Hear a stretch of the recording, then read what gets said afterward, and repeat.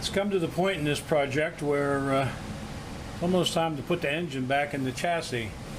But there's a couple of things we got to do first.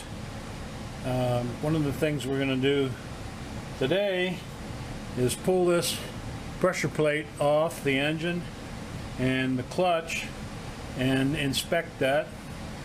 One of the things that can happen when these things sit for a long time is the clutch disc can become stuck either to the flywheel or the pressure plate, and first thing you know, you go to work the clutch or go to start the engine and the clutch won't release, and if you have the car all put together, it's just a little bit aggravating to fix. So better to pull it apart now, pull the pressure plate off, have a look at the clutch disc, make sure it's okay, and put everything back together.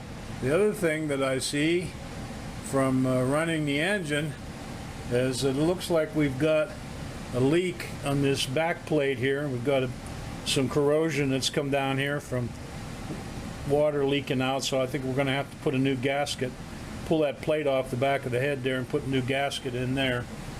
And just a few other things ready. There's a few other things we have to do to get ready to put the engine in the chassis. One good thing is I may get to use my brand new metric crescent wrench. There you go, 200 millimeters.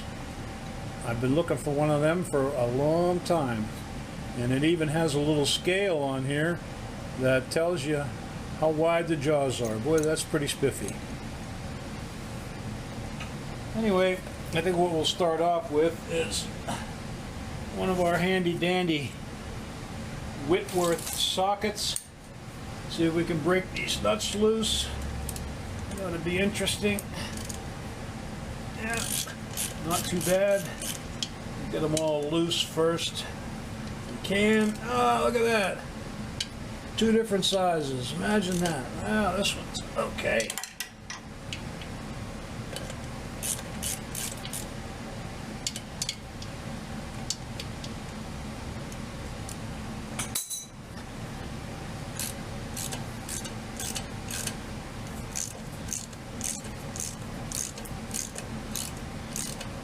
This one seems to be a little tighter than the rest, so we'll just go ahead and take it right out.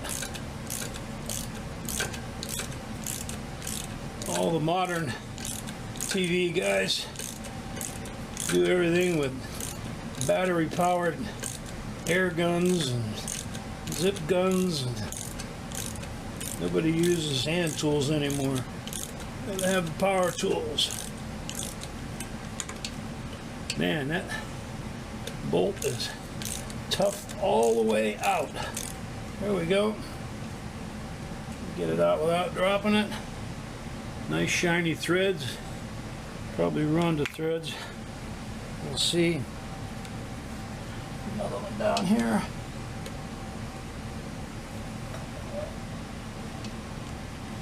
Gonna be an odd size too. Seems like it. So we got 3 of one size and 3 of the other. I don't know if that's by design or by happenstance, but 6 bolts, 2 different sizes.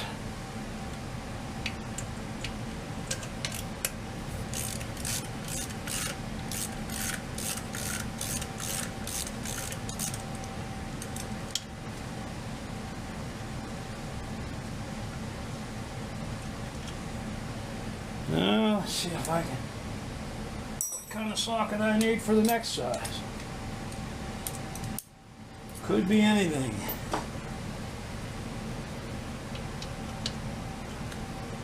Yeah. Don't know if that's right or not, but the next size Whitworth, I think it's a little sloppy on there. Fortunately, the bolts aren't real tight. Now we see the pressure's coming off the pressure plate, and our center bearing is unloading. These units apparently don't use a release bearing like I'm used to anyway, where you actually had a bearing on there. What they do is they just have two surfaces that rub together, and that's how they release the clutch. So, an interesting concept. I have to remember where these odd bolts go. I don't know why they have two different bolt sizes, but there we are.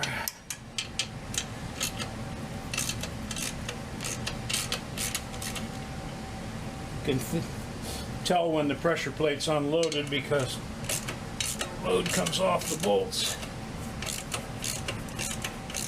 One of the things we're going to have to do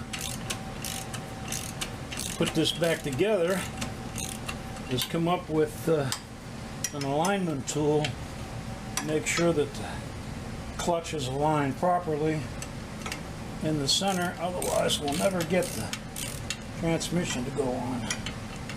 That's another story.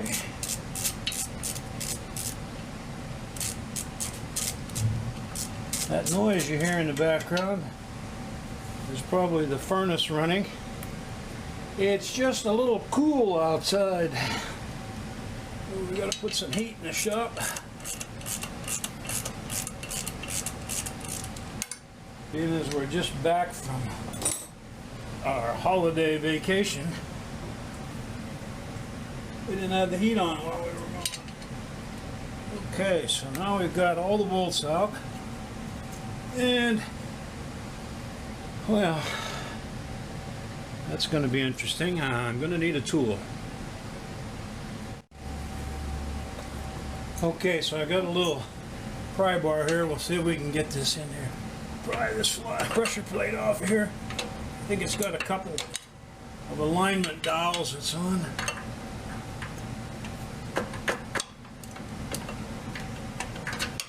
Wiggle it off there. Ah, there's one. Oh, there we go. And what you see is just like I thought. That clutch disc is stuck fast to the pressure plate.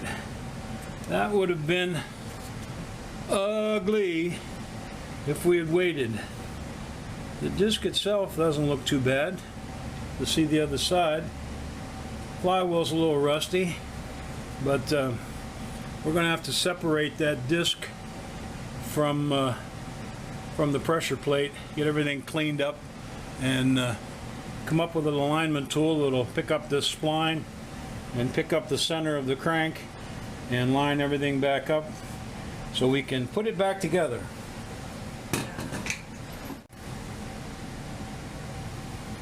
When we managed to separate the clutch disc from the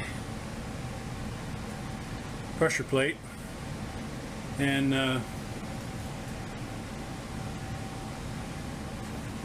doesn't look too bad. Got some life left in it yet, not a lot. It's really an odd material, very hard, almost like a phenolic. I'm going to have to do some research here on what a new disc costs, because it's a lot easier to replace the disc now than it is to pull the whole doggone thing apart later on to put it in. I mean, this still has some life in it, but I don't know how much. I don't know how I can measure this one. I'll have to try to figure out, see if there's a spec somewhere on how thick a new one is. We'll look into that. In the meantime, we'll clean this up a little bit. Got some rust on such on it, but you know, we'll see what we got.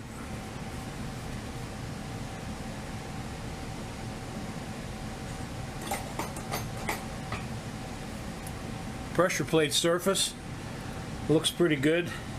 Certainly needs scuffed up a bit, cleaned up. We'll work on that. It's got some rust there where just from sitting, and but no serious marks or anything, so I think that'll be all right. The throwout bearing face looks pretty good. It's not really scored or pitted. We can clean that up a little bit and we'll be all right. And we'll go from there. On to the next project.